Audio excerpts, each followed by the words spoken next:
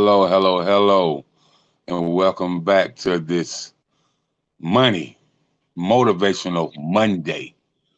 And I'm yours truly, the one and only King Jacob. And you're now tapped in with the Chatterbox, live with King Jacob.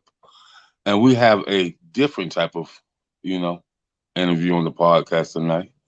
Something educational, something we can learn about, something we can get into to make money from.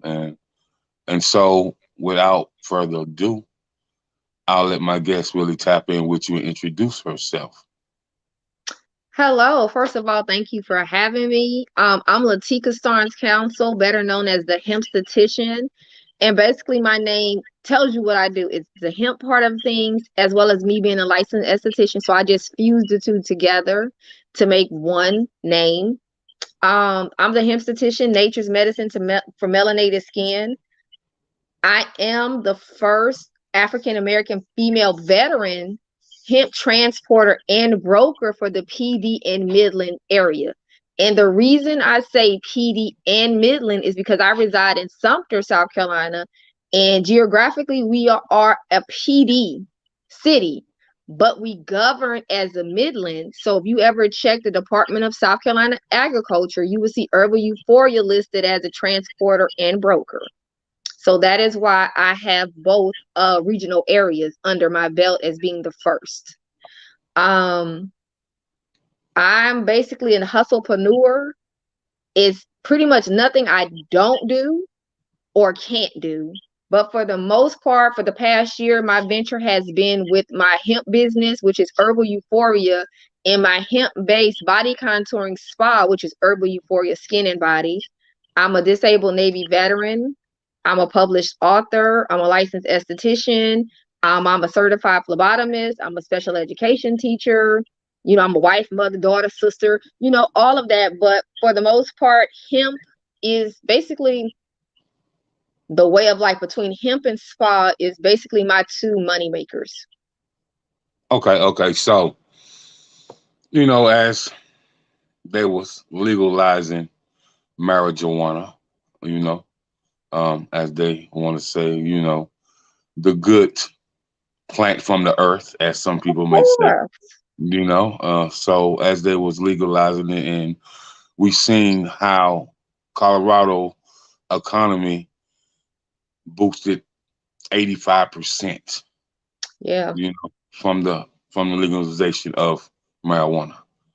And so we seen the doctors tap in, doctors from Africa, doctors from Europe, Germany, overseas, the Czech Republic, the UK, even doctors from Jerusalem and Afghanistan and Pakistan and places like, so they tapped in. And I'm watching these interviews, and they they're talking about glaucoma. They're talking about you know um, congestive heart failure. They're talking about you know poor circulation, and they're talking about, even they're talking about autism, as far as Yeah.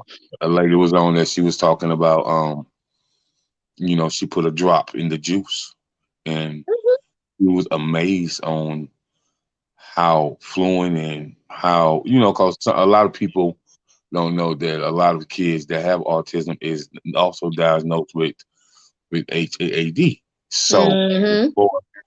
therefore, with the hemp, and you know and my partner, he raised bullies, and he said, man, he used the hemp in the liquid form.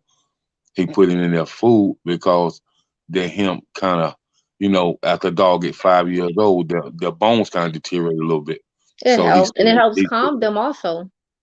right. And so, it's interesting about the hemp, and how I see a lot of people who have jobs that can't really smoke anymore, so they they use the hemp, and it still gets them to the place where they normally would be.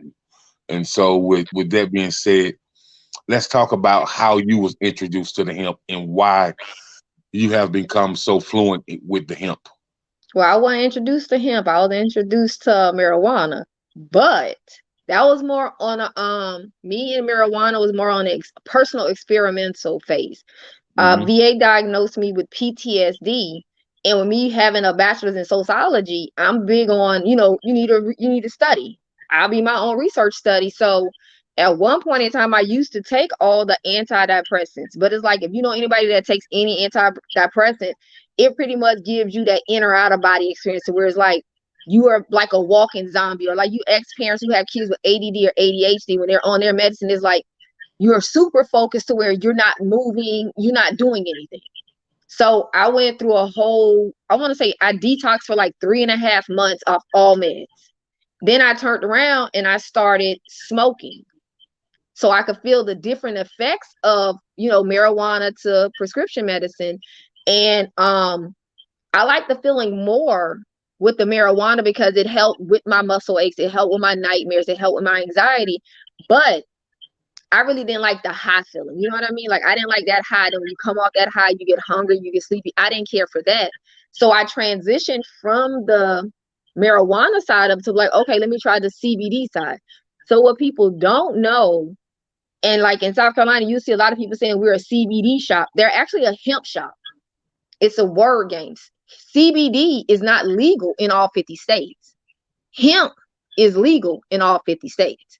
So when it comes from that one wonderful plant, you can have CBD derived from THC or CBD derived from hemp. So when you go into those stores and they say Delta 8 is only hemp with 0.3% of THC to give you that high feeling. So me doing all of my research and making my own personal transition, that is where I ended up with the hemp and personal use for hemp. And that's part of how I came up with the name Herbal Euphoria. So it's like Herbal Euphoria is just strictly all of my hemp-based products. Then Herbal Euphoria Skyn and Body, because it's like everything I do is hemp-based. So you come in, it's an herb, but it gives you that euphoric experience because my whole job is to relax the mind, body, and soul. So if you look good, you feel good. So while you're in my space with me having multiple backgrounds, if you need a counselor, I'm that person. If you want to talk business, I'm that person. But overall, working on your skin and body, I'm going to give you that euphoric experience, but I'm going to also educate you on the benefits of hemp. Okay. And so, with that being said, the reason I say, because I know most people was introduced to marijuana, but most people haven't been introduced and studied the why people are excited about hemp. Because they don't know, and that's why I say it's a big word thing. Because we say hemp because we know the difference, but if you want to tap into our community, you have to use the word CBD. Then they be like, oh. You got to catch their attention and use the word CBD. And when you bring them in, you be like, okay, the correct term is hemp. You know, technically is this, but they know this. Right. Okay, so now hemp is good for a lot of different things as far as the body. Because I know people that used to didn't feel good at all, and when they experience the hemp, I don't know if they experience it in the smoking form, in the liquid form, or the hemp tea, or however you may have it. But let's talk about the things that it does to help the body and The what better you question is, the better question is, what doesn't it do? You know, like not being funny, but it's like, what doesn't right. it do? You can do it topically. Like if you have a joint or muscle ache, you can put it on topically and it'll help. That'd be like prime example, you know, waxing hurts. The best example people can relate to, waxing hurts. So if you came in my spa and you got wax, just know the oil that goes on you is going to be a CBD based oil. It helps with inflammation. It helps with dark spot. It helps soothe any aches and pains. If you ingest it, it's going to help you internally. So it's going to be where your medicine to help you go to sleep. That CBD hemp drop gummy tea can help you. It is a sleep aid. So it helps with anxiety, depression, muscle aches, joint pain, sleep. For your dogs, it's a calming aid. So it's like it's a better version of melatonin. And Okay, it's and a better so version of icy hot. okay, so how many forms do you have for your clients? Is it the cream? Is it the oil? Is it the pill form? Or In Is it my a liquid spa, form? like now with the Herbal Euphoria Skin and Body side of things, I offer you everything you come in the spa to do. So whether I'm doing your face or your body, everything I use on you has hemp in it. But if you wanted to take anything home, you can take anything home from a cream, a body butter, or an oil. So once I incorporate my actual CBD side of things, I'm going to give you all varieties. You're going to get the pre-roll. Like, I don't want to carry the actual flower because some people may mistake it as marijuana. So I don't want you coming trying to break in my spa thinking I got weed when it's not. So flower wise, I won't do, but it's going to be pre-rolls, the vape pens, the oil, the massage oil, the gummies. So any form of it, I want everybody to be able to, experience their choice of form because my way may not be your way. I'm Okay, more of an so edible type person, where another mhm. person may be a smoker. Okay, so with that being said, so you service people out of state as well as far as the product. Yes, Okay, okay, okay, because okay. I have a class that I'm about to actually put out because I launched my class last year on how to start your own CBD business. And what a lot of people don't know is when you mail CBD, there's an actual letter. Whether you mail it flower or already, manufactured, there's an actual letter that you mail out to where the feds or, whoever's getting your mail, UPS or whatever, they don't assume it's something else. There's an actual letter that goes out when you mail things. Interesting, interesting. Oh, wow. Okay, okay, Miss Actual Letter. Okay, then.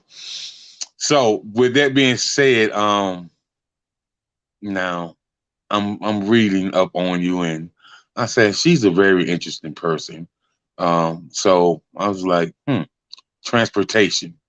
With me having a lot of homeboys, a lot of homegirls, a lot of family members that's been in the transportation industry for a long time. So um, let's talk about the hemp transportation business. Like, how does that work? And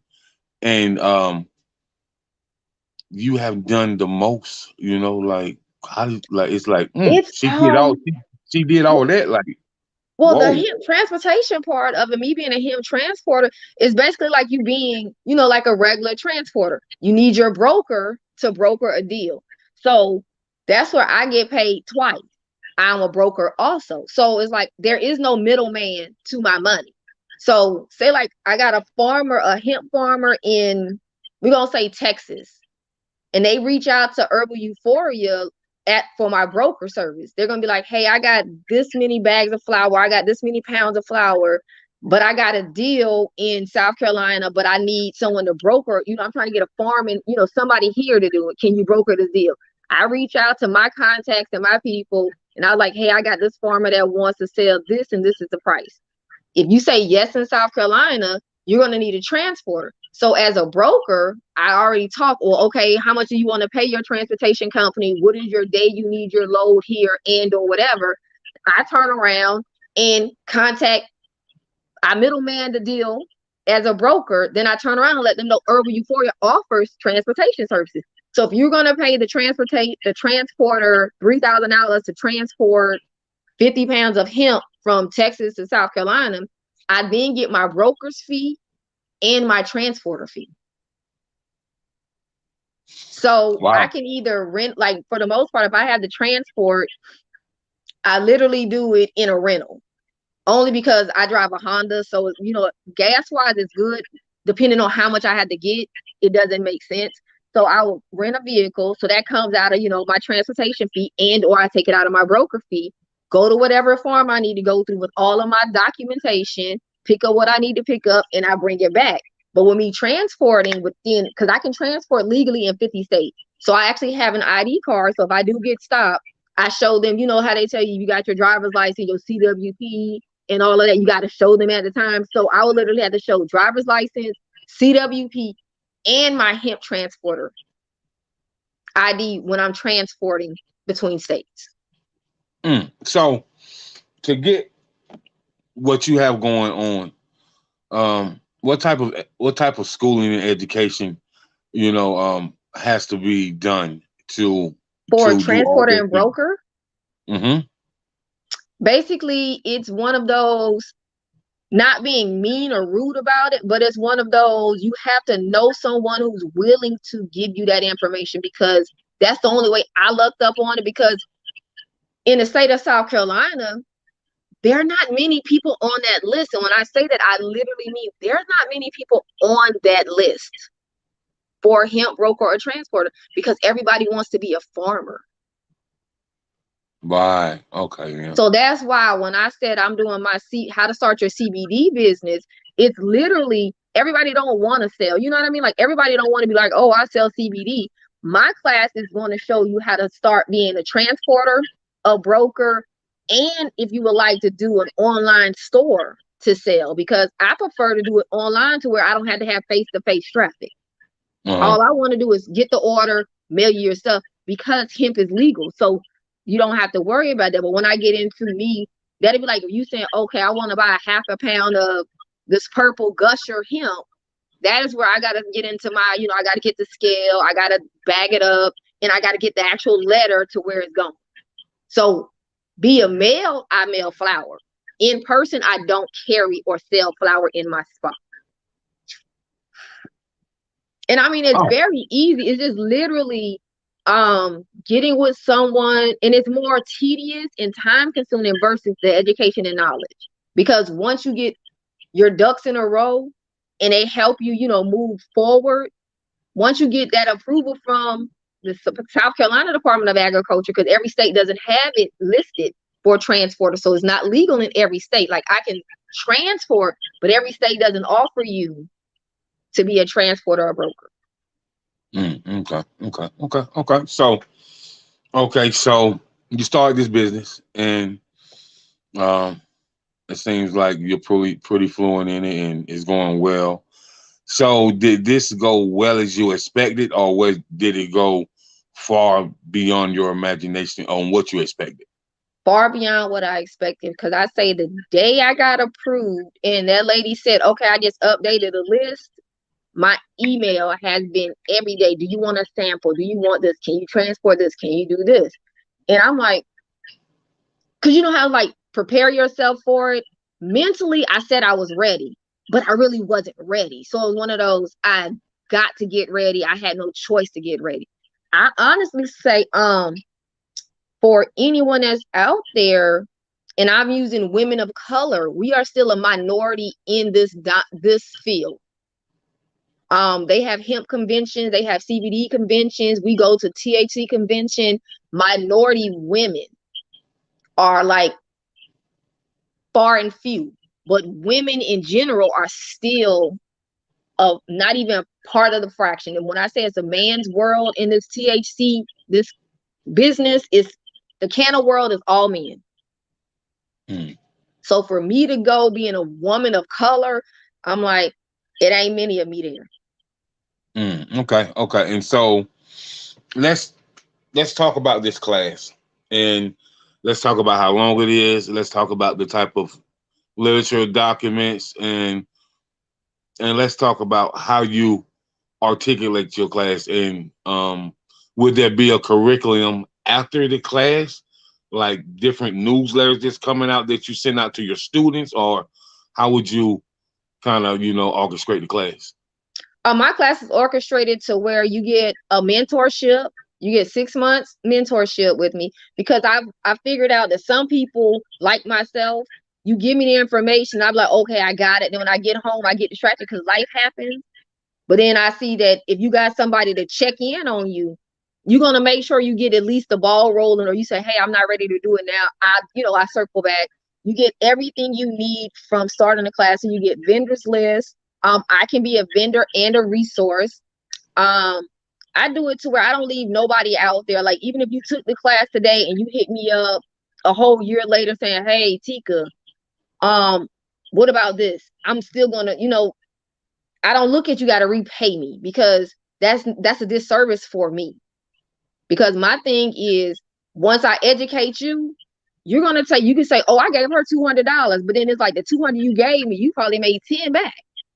What are you losing? My thing is to set everybody up for success. You get all the letters. Everything that I'm a member of, because like I'm a part of the Vegas Chamber of Commerce, everything that in the THC, and I call it canna world because they put hemp and CBD in that world.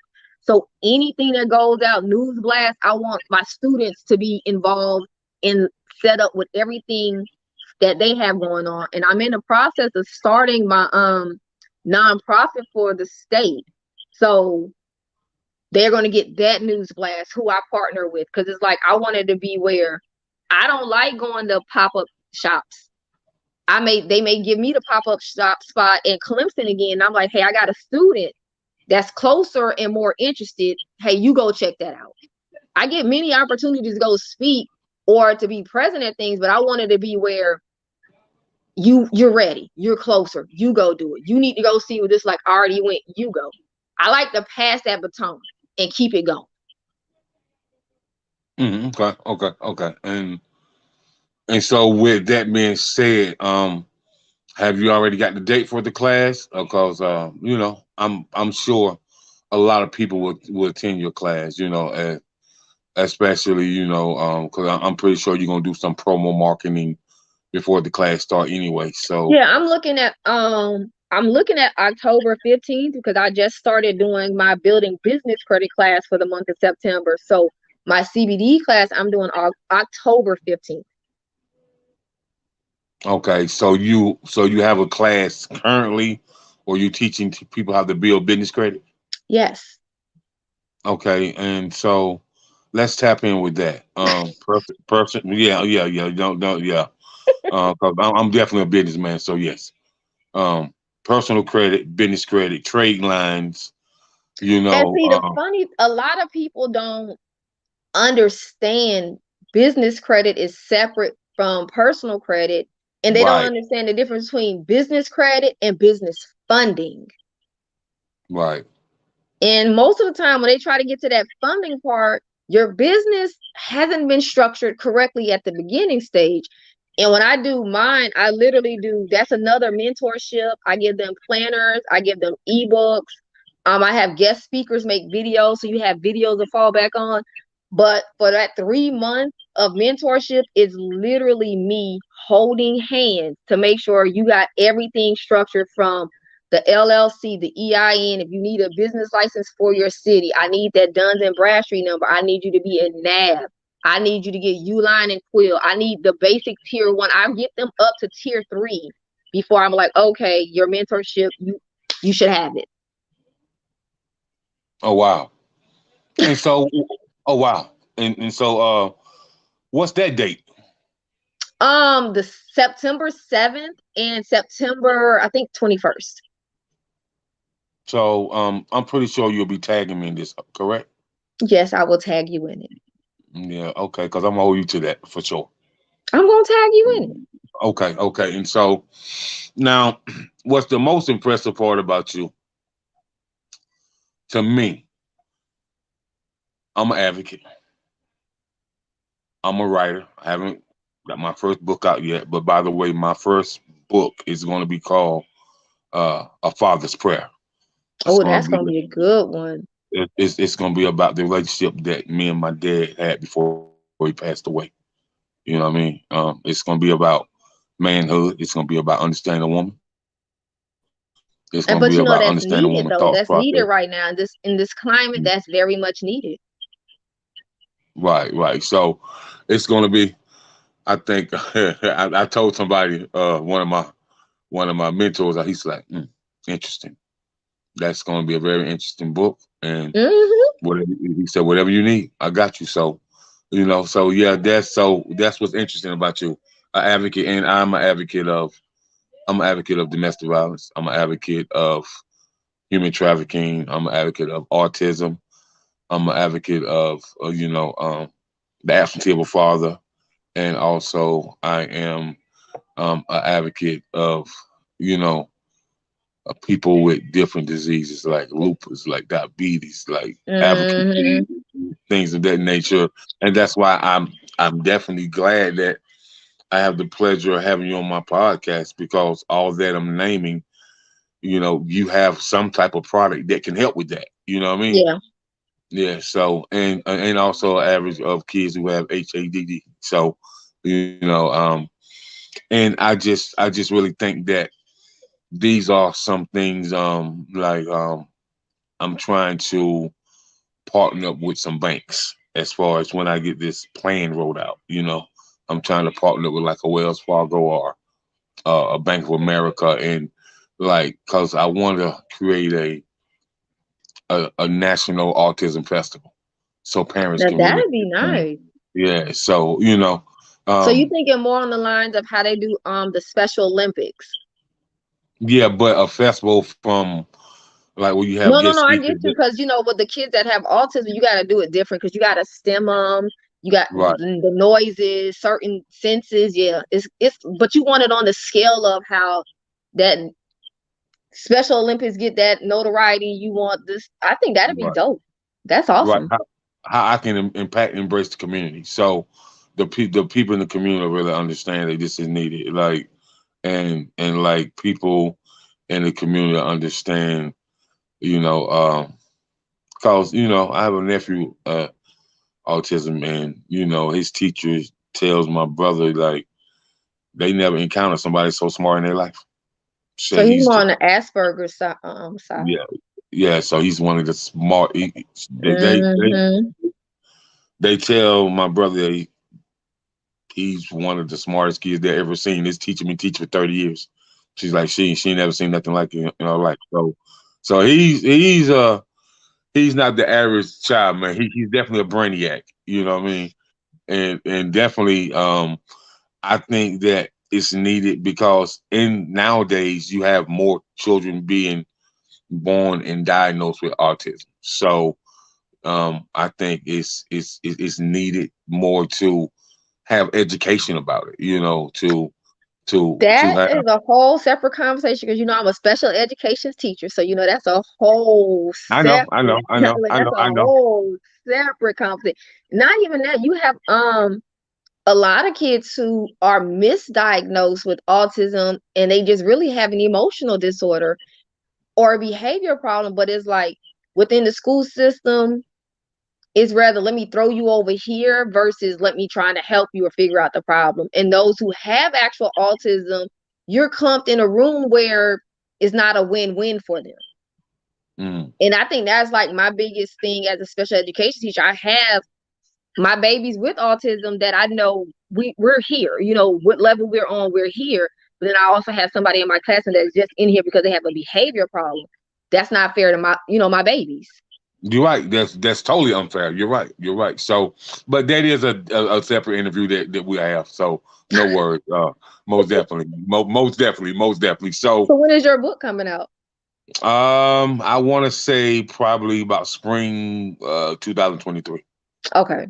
Yeah, yeah. So, but let's talk about you being an advocate and what is it that is near and dear to your heart that makes you be an advocate.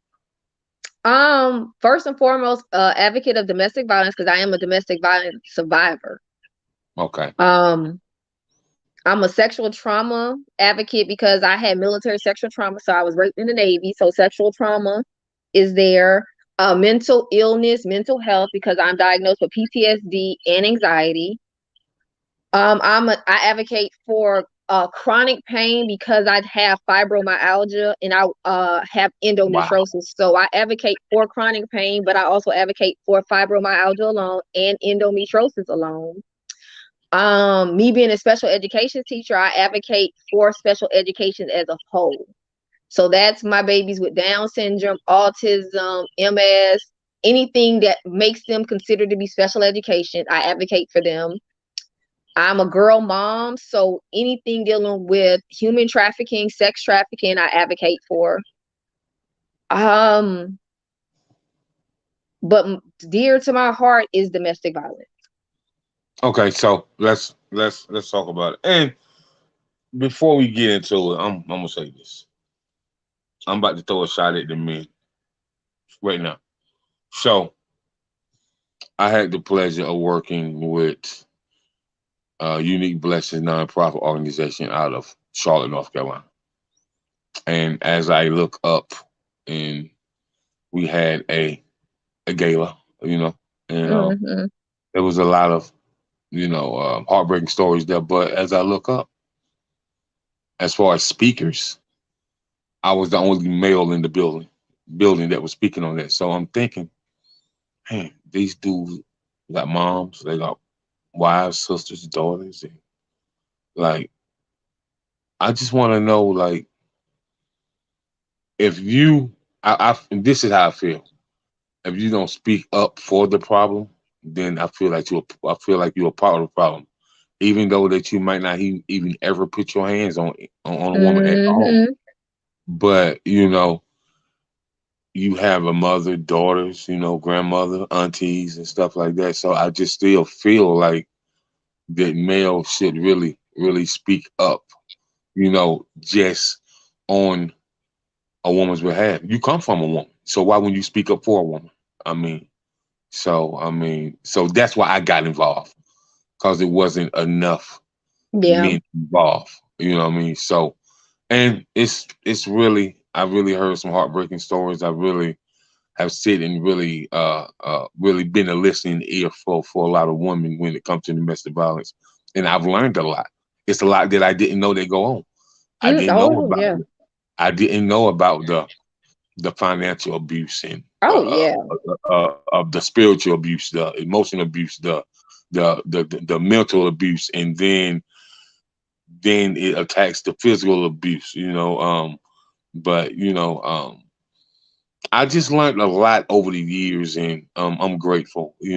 Because I've never experienced, I never put my hands on a woman, so I was like, when I hear some stories, I'd be like, what? Seriously? And, yeah, seriously. So, I can appreciate you being an advocate for domestic violence. And so, um, let's talk about you being a survivor and how you overcame it. See, that's Oh, the the thing. overcome part is a long stretch, but Yeah. So, well, when I say overcome, you can trust me, I still. know what. But trust me, I know what you mean. No, seriously speaking, where I am today in life, me at 43 was not me at 23. Okay. So it's one of those when we are going through domestic violence, the first question people ask, I want to put out that people right now, if you know anyone that's going through domestic violence and they reach out to you, don't pass judgments because most of the time when we reach out, we just want a listening voice. We just want you to hear hear what we're going through. We don't need you to say why you still here. When people are in a domestic violence situation, they are still there for their own reason. When Mm. they're ready or they have what they need to have together, they're going to leave. When you come to the shelter or you get in contact with an advocate, we're going to let you know, one, are you safe? Two, do you have an exit plan? And most of the time when a woman stays, she's working on her exit plan because in a domestic violence situation, you're basically being broken in every aspect. So if they want you to be a stay-at-home wife or stay-at-home mom, that's financial. You have to depend on them financially so you don't have the income. So you have to look at every avenue of why they're still there. Is the love is still there, but mentally it's I don't want to start over, or how can I get away, or how can I do this? And the best example for everybody out there, P Valley with Keyshawn. He took the battery out of the car. So he was psychologically torturing her. Mentally, she was ready to go because the car was there, but he knew he took the battery. So where's she going? Mm. You know, um, it took me some time because with VA, I have chronic PTSD because I had trauma on top of trauma. So my rape actually happened first. So I never dealt with my rape in the Navy. So I already had my opinion and my Oh, back up, back up, back up, back up, back up, back up, back up, back up. We gonna just rewind back just a little. I So, wasn't gonna skip over it. I was putting it in so, there. so, here's a young woman that's serving her country, and at the place where she thought she was the safest, and you you end up getting raped while you're in the Navy, correct? Yeah, on my first deployment out to sea for 6 months. Yeah. And I was told, I want to say Wow. I was 20 because I just had my first daughter, and I flew out to the ship to meet the ship for the last 3.5 months of my deployment. And I was told by my chain of command, his career was more important than my reputation. That was the end of it. No more, no less. The end of it. But did I deal with it? I didn't deal with it. I just was one of those, sweep it under the rug, and y'all swept it under the rug, so let me move forward. But me not dealing with that caused a domino effect with me mentally and physically. So from the rape is where I started having problems with the endometriosis and the fibromyalgia. That was the onset from that trauma. Then you go into me having kids, so that made everything else compiled on top of it. The trauma that I never really was addressing, everything got worse. Then I got married the first time, and then the first marriage was like, you know how well, I say it like everybody did it, but in the military, we get married because it's the thought of getting married. That's how my first marriage was. Like, it was nothing wrong with the marriage. It was just the thought of me being married, so I got married. That ended. Fast forward. My second marriage is where I put everything into. That was a domestic violence marriage. And in there, that showed me being married to someone in the military, and you report it as a civilian, you look out for your own. They paid for us to go to the Poconos and everything. It took me getting kicked down some concrete stairs and having fractured ribs and being put into the hospital to where I was leaving. But in the process of me still being there, I was getting my exit plan together. So it was like, I made sure my kids weren't in the apartment. My kids came to South Carolina with my parents. I made sure anything that belonged to my kids, I slowly start moving their stuff out of the house. Inside the house of my things, I moved anything of sentimental value. Like if it pertained to my children or my family, I moved select things out of the house. I was working my exit plan, but then, that happened before my exit. From there, I came back home. I told the lady in the housing authority, if I left my husband, I'll be homeless with 3 kids, because I'm like, I've been out of my parents' house since I was 18. I'm not going back with kids.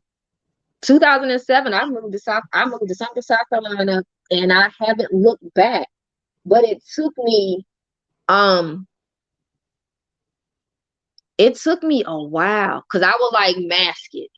I started going to Morris College in 2009.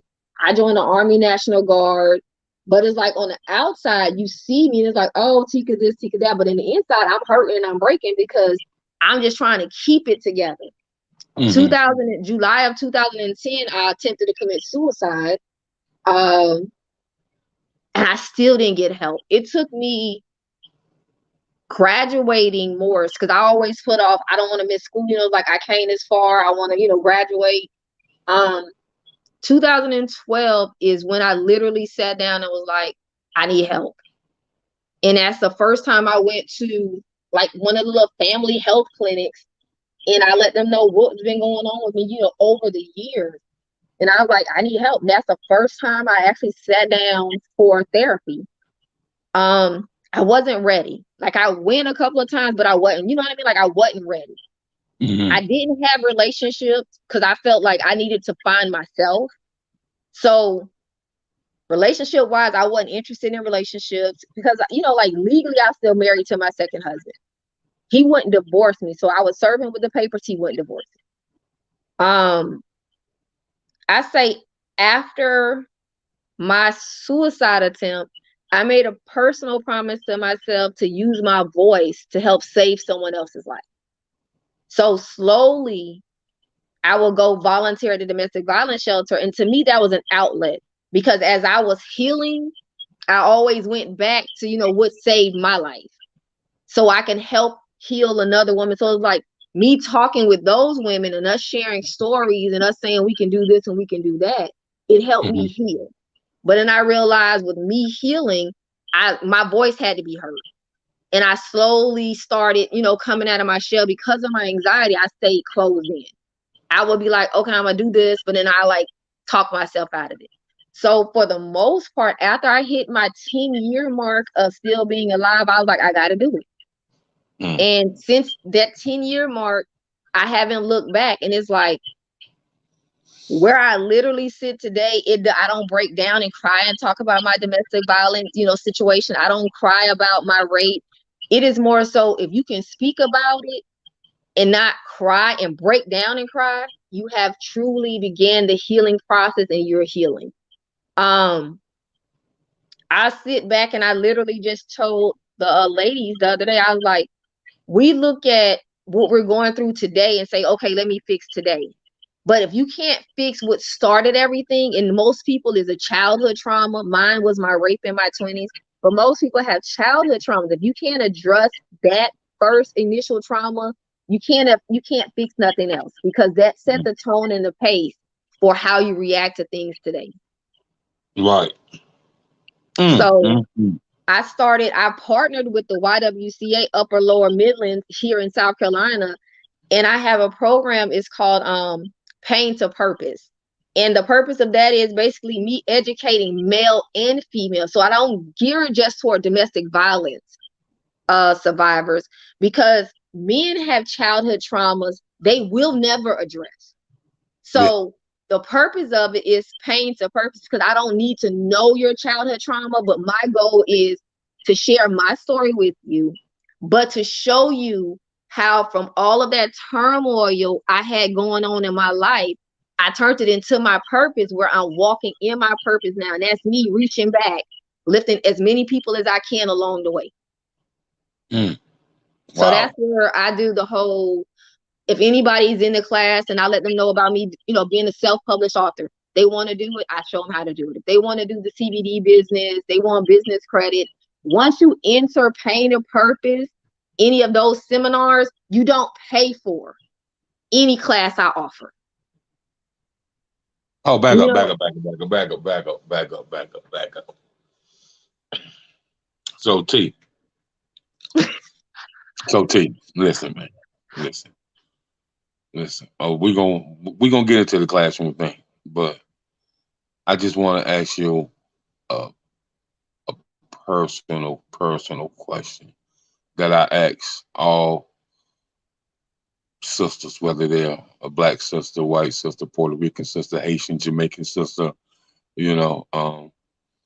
I definitely want to ask you this.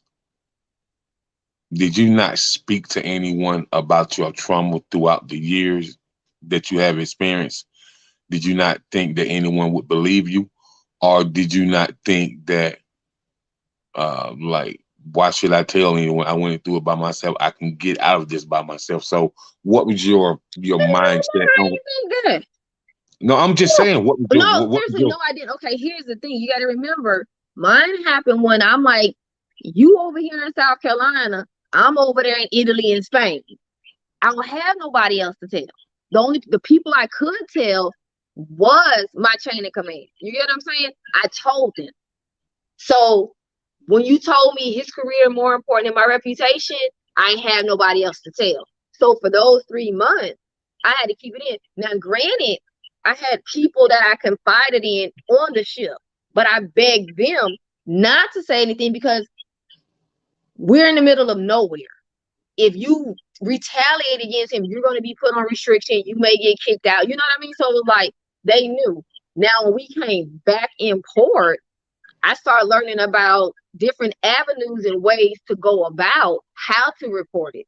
So I went above my chain of command, and I just went to, Naval Station Norfolk. I went to the family support system. I let it be known. But as far as pursuing it, I didn't, because it was one of those, you got to keep in mind that climate I was in. I joined the Navy in 98. I got raped in 2000. I'm still on that don't ask, don't tell. It's still a good old boy system going on. Women were the minority. So I had to adjust to the climate I was in, but I still made sure who I needed to tell in important, high-ranking positions knew. But I also made a self-promise that when I get in a leadership position, this ain't going down like that. If any spouse, and or anyone came to me with allegations, I'm following up on everything told until I find out it's not true or whatever the case may be. They knew on that ship, QM2 Jackson don't play. You can call today. My husband did this. My wife did this. I'm following everything because I know how it feels to report something and your chain of command is just like, okay, whatever. Okay, so the reason I say that because I hear that you took this around with you for a long time, and I said wasn't. That's the climate because at the time I was in, like, now if you look at people in the military, it's okay to say I got depression. It's okay because now it's the cool thing. When I was in '98, you didn't tell if you were homosexual. Is don't ask, don't tell. If you came out and said I just kissed a girl or I just kissed a boy, you're kicked out. If you were diagnosed with postpartum depression, anxiety, anything mental, you're kicked out. So my thought was, I got a child. I need, you know what I mean? Like, this is my career. This is what I like doing. This is what I love doing. So I needed to adjust for the environment I was in. So that's pretty much why I held it for so long. And it was just like, in hindsight, holding it kind of put me on that whole downward spiral, because I tell anybody if they want to know my true character or my true temperament, talk to one of my two baby fathers. They caught the brunt of everything I felt, from me trying to run them over with cars, shooting at them with guns, cutting them with straight edge. I literally would be, if I felt as though you were attacking me, I came out swinging. It was like, I'm on fight. I didn't think before I reacted. It's like, you say da da da da da, I'm gonna go. They caught the brunt of, they caught the worst end of it. And then you can see when I start transitioning in mid-30s and I start getting counseling, it's like I had that whole, okay, let me think about it, then I react. But you still have some moments to where it'll go from 0 to 1,000 real quick, because it'll be two Ikes in here. Because you know what I mean? It's like I've been pinned into a corner before, to where I have, the thoughts of me getting raped. Then it's the thought of you literally, dragging me out of bed at 2 o'clock in the morning. And all I know is boom, I hit the floor, or I'm getting kicked down some concrete stairs. So it's like, if I feel as though either one of those, situations are coming up, I'm not giving you a chance to react anymore. I'm just going to come out swinging. I can dig it. Well, I'm glad that you're okay, you're safe, and I hope that you just keep striving for excellence and greatness, and just keep tapping into your greatness to really. That's why I have the whole thing. My thing is like my books. It's picking up the pieces, life after an abusive relationship. And then I let you know you're living with PTSD. You've been at whatever your trauma is, you're living with PTSD. You have PTSD. But then I get to the point where I tell you we need to start manifesting greatness, and we need to adjust our crown. And like right now, I've already adjusted my crown, so I'm walking in my purpose, and my purpose is lifting those up along the way. Okay. And I'm, like I said, I'm glad that I can have this conversation with you. I'm glad that you can be openly and brutally honest about what you've been through and about your experiences, because we have to inspire so we can stay inspired. Yes. You know what I mean? So with that being said, this is hope for someone. This is inspiration for someone. This is a jewel that you drop that somebody can pick it up and put it in their pocket and cherish it with their heart. If she was able to get through it, then I can get through it. So I really appreciate you dropping those jewels. And so for you as a speaker, what type of events do you normally get booked for? Pretty much any and all, because I'm very diverse and have 50 million jobs. So I try to keep it to where, speaking wise, I'm very passionate on domestic violence. I'm not even going to label it as domestic violence. I put everything under a box of just saying either manifesting greatness or adjusting your crown, because everything has a domino effect. So if domestic violence or sexual trauma, you have some form of a mental illness going on. And with me having PTSD, I really like to bring more awareness to it, because a lot of people think only veterans have PTSD, when you've been in a domestic violence relationship for 15 years, baby, you have PTSD. And I know you have depression and anxiety, because if you're always on guard, that's anxiety. So I And literally just try to I can speak on any topic, because I intertwine everything together to make a person feel, male or female. No matter what you've been through, there's always light at the end of that tunnel. And if you need guidance through that tunnel, that's where I fit in it. I love this. I love it. I love it. I love it. Strong, with a passion to inspire others, and with you hosting classes and giving jewels to people, and you're not charging them anything. You just want to see your people win and excel to the highest level in life that they can. So that's really special.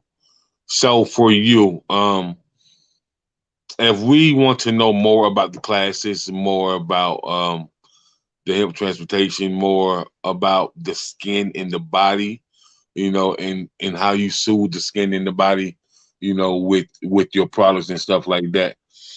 Can you give everybody your website, your social media, and all that? Of course. If you're looking for me personally on Facebook, my name is Lateka Starnes Counsel. Business name is Herbal Euphoria Skyn and Body. Me on Instagram personally is I am Lateka SC. Instagram business is Herbal Euphoria Skyn Body. The website is herbaleuphoria.skynbody.net. Personally, I would just find me, and then everything is linked under me. Okay. Okay. Okay. So, are you coming out with another book here soon? I am. The next book that I am working on, one is Pain to Purpose, and that's more of me speaking, the 43-year-old me speaking to the 23-year-old me dealing with the trauma. So it's me basically third person telling you the pain, and I turned it into a purpose. And it's 7 true ways of forgiveness. Oh wow. Woo! Have mercy. Have mercy. Boy, look at here. That's all right there. So I just want to personally myself thank you for tapping in with the Chatterbox with King Jacob. Thank you for sharing your life, dropping those jewels. Thank you for just being an inspiration to others, and just thank you for enlightening us on the hemp transportation, and the difference between understanding what it can do for the body and just using it for recreation, because it's a lot of sick people in the world that Yeah. need those sources, that can really help the body, that make them feel good again, make them feel alive again. So, Mm-hmm. and with knowing about that, you can definitely steer somebody in the right direction to really help them. And so I do thank you.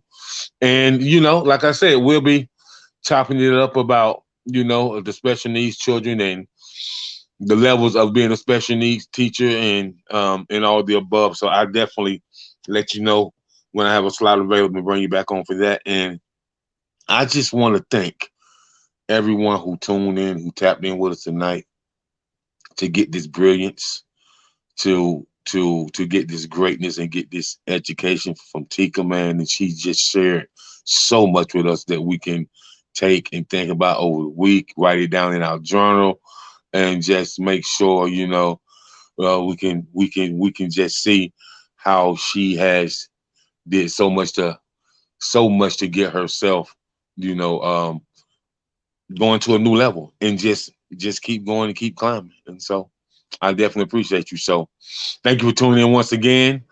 And until the next time, you have yourself a blessed and a safe week, and tap in with me on social media. And so, because I definitely want to know more about all of your classes, so Okay. I can get those jewels and that education. And so, I do thank you once again. Thank you. All righty, have a good night. Same to you.